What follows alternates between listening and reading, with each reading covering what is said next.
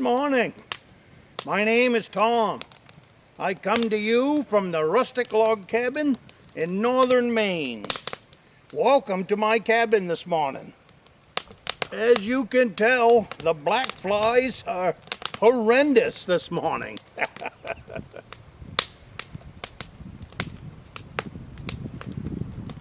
It is springtime in Maine, and I am a mile back in the woods, so every time I go for a little walk, I stir up the black flies.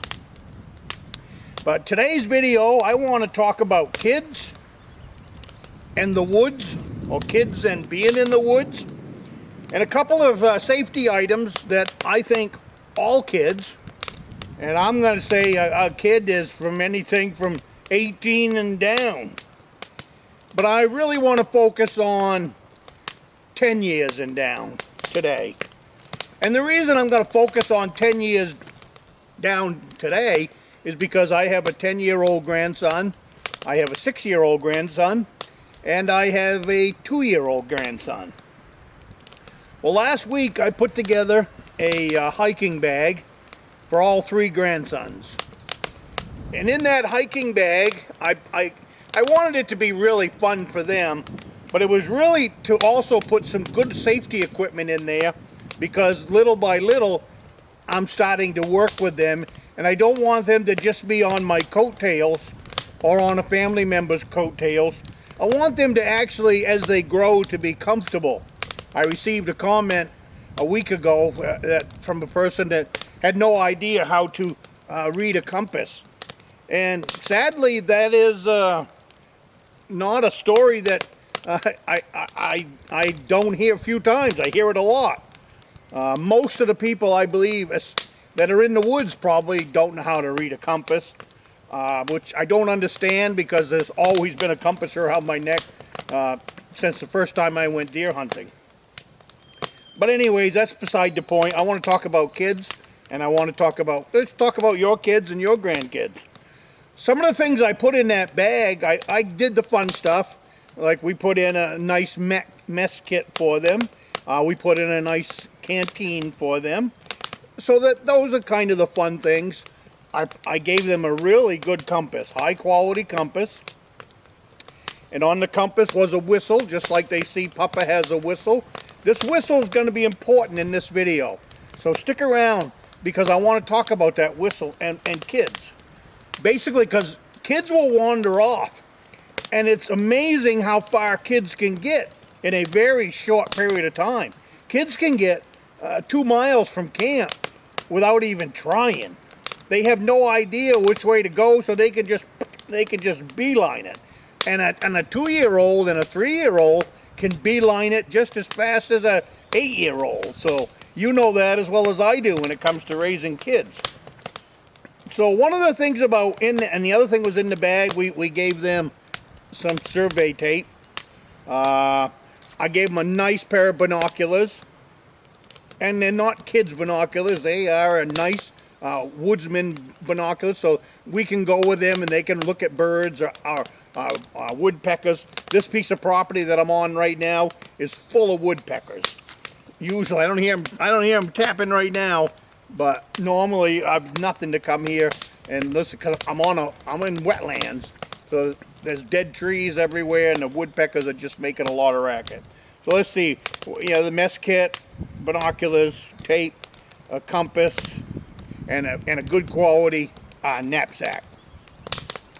Now, one of the things I want to talk about with kids is what we've trained our grandsons to do is, if they get lost or if they get separated from the group, which can happen real easy, and we've been, the oldest one is 10. I have been he probably learned this when he was 5 years old, because that's when we started teaching him.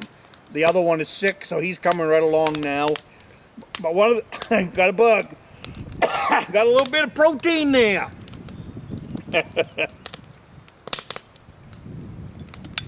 I like it when the breeze blows, because it gets rid of the black flies. But anyways, the main thing that we taught him, if he becomes separated from the group, is told him to pick a tree. Any tree. We just said pick a tree. Pick a tree and put your hand on it. And that's where the whistle comes in. And once you've got your hand on that tree, we've told him to blow his whistle. I'm still hacking over that black fly. I don't mind a little extra protein, but I at least want it to go down when I'm trying to talk. All right. If he's got his hand on the tree, now he can't wander around. If he's not wandering around, he's not getting any further. The whistle, you can only holler so long with a whistle, with your voice, before you lose your voice. So this is good for adults as well as it is for kids too. What you do is you blow your whistle 3 times. 3 times means I need help. And then wait a second. 3 times means I need help, and then wait. And then blow it again. By my grandson having his hand on a tree, he's not moving off, he's just staying put, and hopefully we'll be able to, and if we whistle back, then he knows we're coming in his direction, but mainly sit still.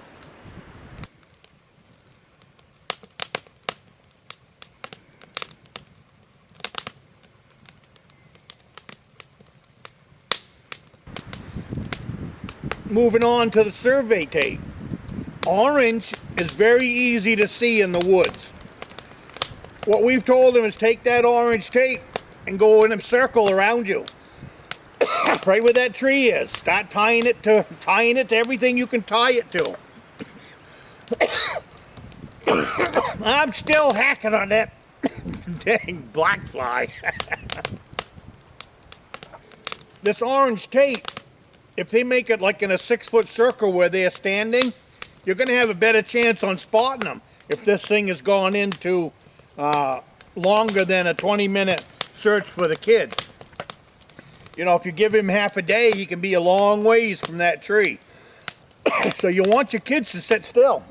So if you haven't taught them yet to put their hand on a tree or a rock, anything big that makes them feel safe and secure, please do that, because to me, it's one of the simplest things that you can teach them.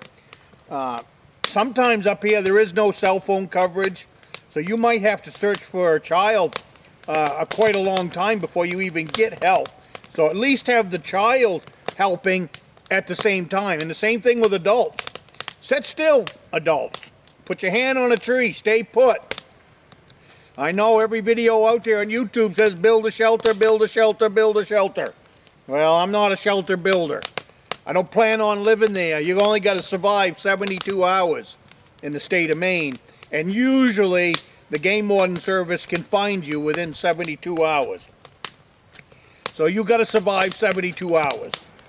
If you spend all your time building a log cabin shelter, which you see on YouTube, you're going to expend a lot of energy.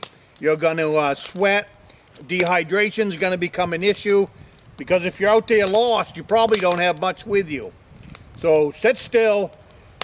If you're an adult, then get a fire belt. These kids are too young to be lugging around fire stuff at this point, but I will be bringing them up in all of the fire stuff that I like, as well as the stuff that's real easy for them to find in the state of Maine, which is this birch bark right here.